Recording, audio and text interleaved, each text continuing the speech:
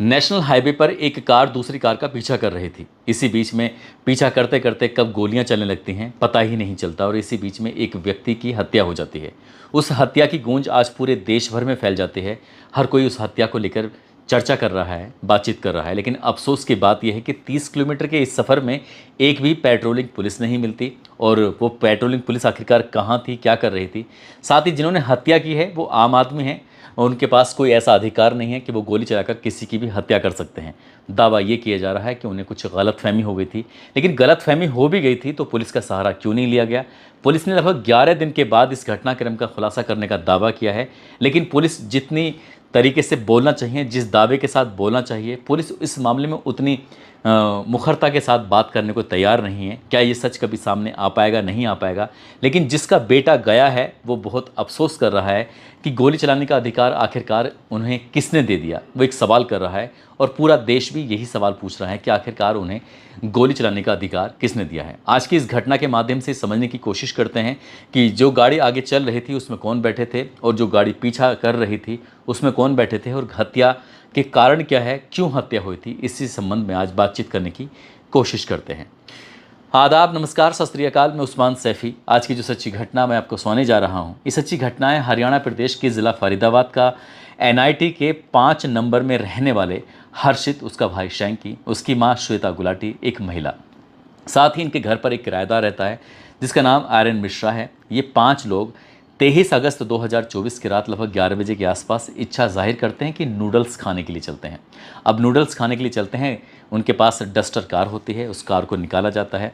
पास में ही वर्धमान मॉल है, उस मॉल में ये नूडल्स खाते हैं। नूडल्स खाने के बाद इधर उधर घूमते हैं, फिर वापस अपने घर आने की तैयारी कर रहे थे। जैसे ही रास्ते में वापस आ रहे थे, सेक्टर 21 के पास से एक स्विफ्ट कार होती है। स्विफ्ट कार की तरफ से 1-2 लोग थे, उन्होंने इशारा दिया रुकने का, गाड़ी रोकिए। लेकिन जैसे ही गाड़ी रुकने का इशारा देते हैं तो डस्टर कार वाले इस अपनी गाड़ी को तेज़ भगाना शुरू कर देते हैं। अब इसमें जो कार चला रहा है उसका नाम हर्षित है और साथ ही इसको बाद में जो कंडक्टर वाली सीट पर बैठा हुआ है, जो किराएदार लड़का है जिसका नाम आर्यन मिश्रा है, वो बैठा हुआ है। साथ ही पीछे उसकी माँ, सगा भाई शैंकी, एक और महिला बैठी हुई है। टोटल 5 लोग हैं। तभी हर्षित गुस्सा करने लगता है, माँ भी गुस्सा करने लगती है अपने ही बेटे शैंकी पर।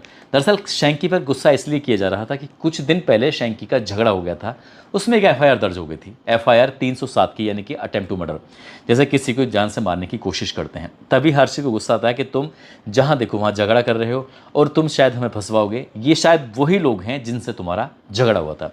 अब जैसे ही जहाँ बात झगड़े की दिमाग में आती है, कहीं ऐसा ना हो कि रात में मामला बढ़ जाए, इसमें 2 महिलाएं हैं, बाकी लोग हैं, कहीं नुकसान ना हो जाए, इसलिए अपनी डस्टर कार को हर्षित बहुत तेज के साथ भगाना शुरू कर देता है।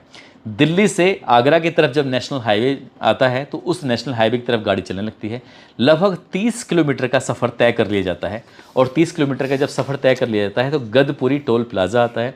स्विफ्ट कार में जो सवार थे उसमें 5 लोग बैठे हुए हैं। उन्होंने उस डस्टर कार को रोकने के तमाम प्रयास किए थे, लेकिन जैसे ही टोल प्लाजा शायद पार कर जाते हैं, इसी बीच में गाड़ी की तरफ से गोलियां चलनी शुरू हो जाती हैं। स्विफ्ट कार की तरफ से एक के बाद एक लगभग 4 गोली चलाने का दावा किया जा रहा है।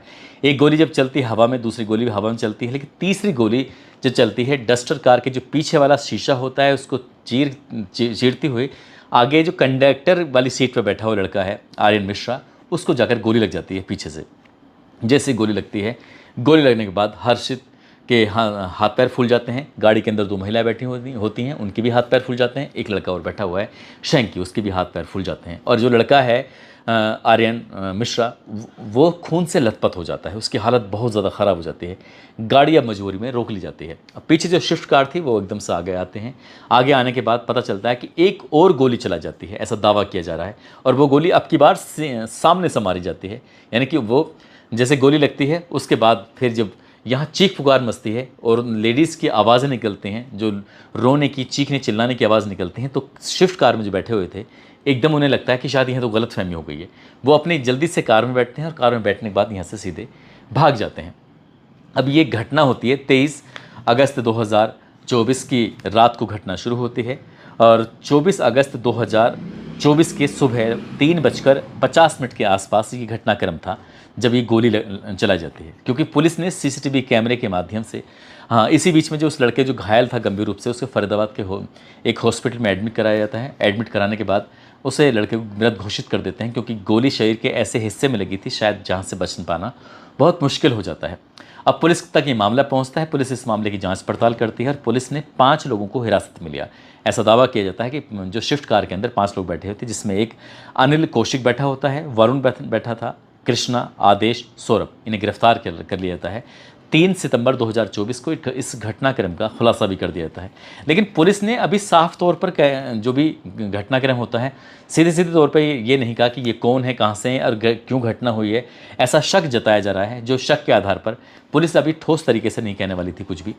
जो एसीपी होते हैं अमन यादव, उनका ये भी कहना था कि इनका किसी संगठन से जुड़े होने के अभी कुछ बात सामने नहीं आई है। हालांकि ये बात पता चलती है कि गो तस्करी करने वालों के बारे में सूचना मिली थी। इस स्विफ्ट कार में बैठे लोगों ने उनका पीछा किया।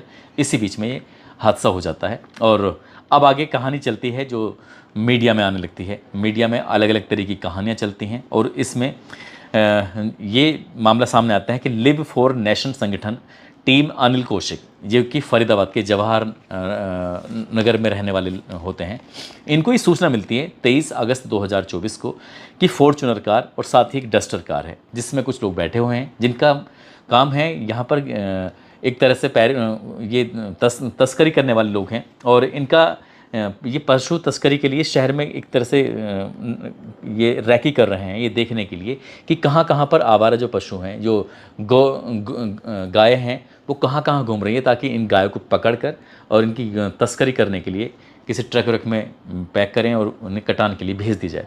स्विफ्ट कार में जो सवार थे उन लोगों की कुछ इस तरह की सूचना मिलती है और जैसे ही सूचना मिलती है तो उसके बाद फिर ये लग जाते हैं। फॉर्च्यूनर कार तो इन्हें मिलती नहीं है, लेकिन डस्टर कार इन्हें मिल जाती है फरीदाबाद सेक्टर 21 के आसपास और उसके बाद उस कार को रोकने की कोशिश कर रहे थे, लेकिन कार रुकती नहीं है।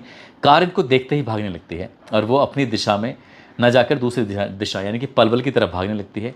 30 किलोमीटर तक ये उसका पीछा करते हैं। आखिरकार जब गोलियां चलती हैं तब जाकर कार रुक जाती है। तब तक पता चलता है कि एक लड़के की हत्या हो चुकी है, यानी कि एक लोग मर चुका है। हद तो तब हो जाती है, एक तो गोली पीछे से लगती है, फिर सामने से गोली लगती है। लेकिन कार में जैसे ही महिलाओं को देखते हैं तब उन्हें लगता है कि जो सूचना मिली है वो गलत सूचना है, यानी कि उनसे कुछ ना कुछ गड़बड़ हो गई है। यहाँ से तुरंत भागने लगते हैं। अब ये भाग जाते हैं तो पुलिस ने जब सीसीटीवी कैमरे के आधार पर इन्हें गिरफ्तार किया, इनका पीछा किया, तो पीछा करने के बाद ये पुलिस अभी ये कहने को तैयार नहीं है क्योंकि ये गोरक्षक हैं। अभी गोरक्षक हैं या फिर नहीं हैं, पुलिस तो ये कहने को तैयार नहीं है। लेकिन एनडीटीवी के एक रिपोर्टर इस अनिल कौशिक जो होता है उसके घर पहुंच जाते हैं, उसकी माँ से बातचीत करते हैं। माँ कहती है कि उनका जो बेटा है बिल्कुल पूरी तरह से बेकसूर है, डस्टर की तरफ से ही गोली चलाई गई थी। अब वो गोली चलाई गई थी नहीं चलाई गई थी तो फिर पुलिस की जांच का विषय है। लेकिन जिस तरह से माँ ने दावा किया है तो माँ को कैसे पता? माँ को ये इसलिए पता है क्योंकि अनिल कौशिक अब सबसे पहले अपने घर गया, अपनी माँ को भी कुछ ना कुछ उसने बताया होगा।